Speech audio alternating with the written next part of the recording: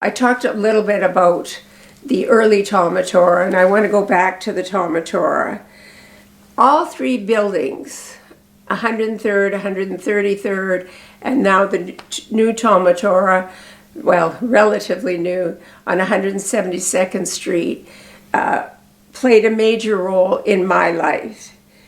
It started with my father's belief, which he talked about, when we were at the table or in the house, that if all Jewish children attended Talmud Torah elementary school, there would be less of a divide in the Jewish community. And I think for a man of his time, I think he looked at it in a broad way, and I think that even today, one might think about that a little more. My mother, we know stories of my mother telling me that in the early years of Talmud Torah, she and her friends would go out collecting for milk and things like that for the kids at school. Remember, it was a private school, and it was totally supported by the community. And and her fundraising, I think, morphed into the famous Magen David Bridge Club, where 12 ladies met once a week to play cards and raise money for the Talmud Torah. So they would raise money to buy a projector, or in those years, a copy machine, which we then called a gestetner, and when you used it, you got purple ink all over your hands. But that's the kind of thing that those ladies did, and that was, of course, pre the new school. And it was a good thing that the community had something to work toward. They always had something to work toward, but it felt as if they were a part of it, definitely. And I was in the school recently, the beautiful school, and I looked up at some of the plaques that were on the wall, and as Chief Dan George said, my heart swelled. There was my mother's name as president of Mothers Auxiliary.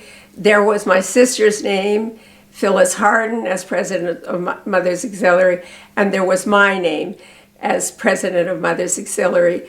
And I think it all came from the dedication of our parents to the school. Although I have to say, the plaques are a little different. At the beginning, if you look at the plaques, all the women go by their husband's name. It was Mrs. Abraham Estrin or Mrs. Tom Harden, and as you go down, it could be Mrs. Esther Starkman. So they changed just as society changed, but we were dedicated to the Talmud Torah.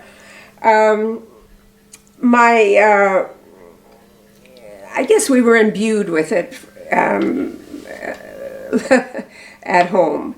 Our children, Hillary, Georgina, and Daniel, attended the school on 133rd Street.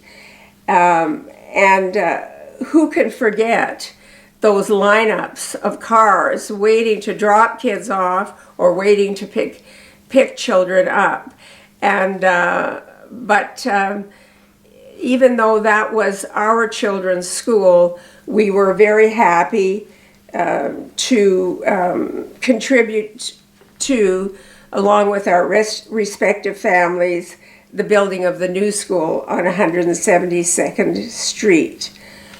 Again, I was, as Talmud Torah is close to my heart, I was a great honor for me to co-chair the Talmud Torah's 75th anniversary with Daniel Pekarski, now Vancouver, whose father was one of the major principals at the Talmud Torah.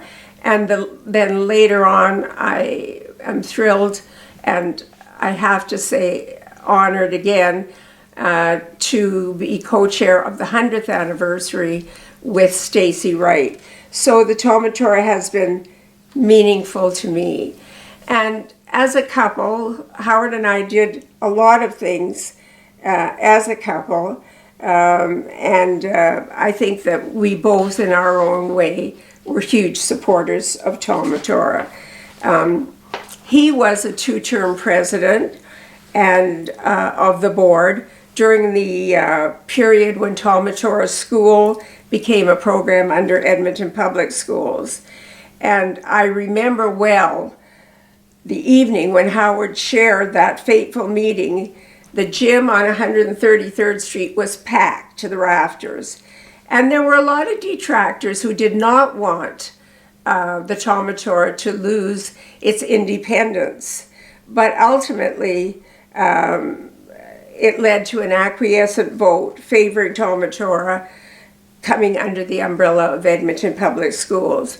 And I think great thanks, kudos to the board of the time, who were a very strong board, and to the staff under then Superintendent Strabitsky, who made it happen. We were the only Hebrew school in North America to receive that kind of per pupil funding and that kind of educational support that only a very large educational system could give. So it was a major step forward.